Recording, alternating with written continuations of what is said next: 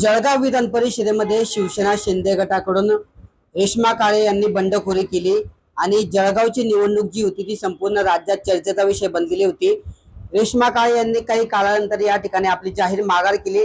नंतर माघारीनंतर आज त्या प्रत्यक्ष या ठिकाणी जळगावात मतदान करण्यासाठी दाखल झालेले आहेत। आपल्या सोबत ते आपण त्यांच्याशी बोलणार आहोत। काय सांगणार ताई, आपण बंडखोरी केली होती, मात्र त्यानंतर एकनाथ शिंदे साहेबांची भेट घेतली, आपली माघार या ठिकाणी जाहीर केली होती। गेल्या 5-6 दिवस आधी आम्ही साहेबांना भेटलो होतो। आदरणीय आमचे एकनाथ शिंदे साहेब त्यांना भेटलो होतो। त्यांनाही आम्हाला समजवलं की एक महायुतीचं साथ द्यायचं आहे आणि आम्ही त्यांचंच पालन करत आहोत। आपण जर बघितलं तर कुठेतरी आपण या निवडणुकीमध्ये उमेदवार होता, जागा शिवसेनेला मिळावी अशी पण मागणी होती। तुम्ही स्वतः उमेदवारी देखील अपक्ष केली होती, बंडखोरी केली होती। आज कुठेतरी खंत वाटते की आपण या निवडणुकीत उमेदवार नाही असं? नक्कीच हे जागा शिवसेनेला सुटलेली पाहिजे होती, पण तसं झालेलं नाही आहे। आणि हे सुद्धा सांगण्यात आलं होतं की मीच बोलली होती की जर नाशिकचं तिडगा सुटत असेल तरच मी माझी माघार किंवा हे घेणार, आणि तसंच मी महायुतीला साथ देत आहे। शिंदे साहेबांची आपण भेट घेतल्यानंतर त्या ठिकाणाहून तुम्हाला काही आदेश मिळालेत का?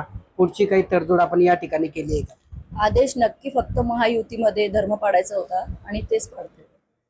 ज्यांच्या नेतृत्वामध्ये हे सर्व प्रक्रिया, बंडखोरी असेल किंवा रेश्मा काळेंची उमेदवारी पार पडली, त्या महिला आघाडीच्या जिल्हा प्रमुख सरितामाई कोल्हे आपल्यासोबत आहेत।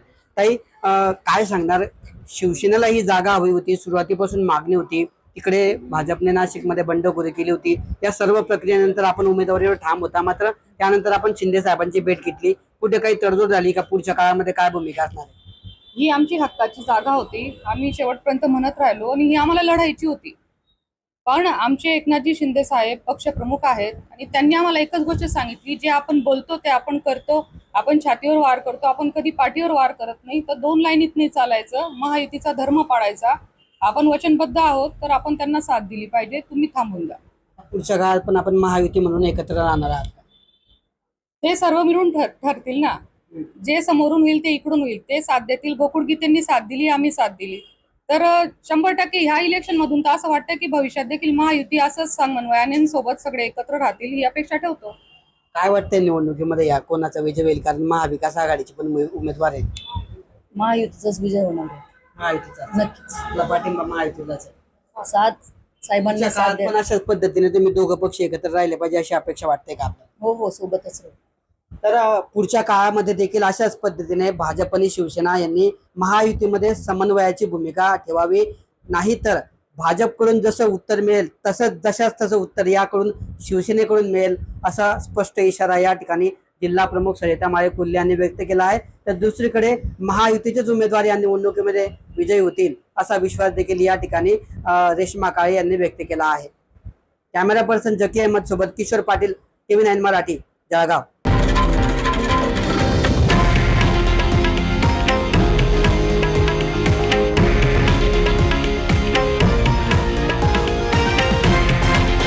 हे आहे देशातील नंबर 1 न्यूज नेटवर्क आणि आपण पाहत आहात TV9 मराठी, एकमेव।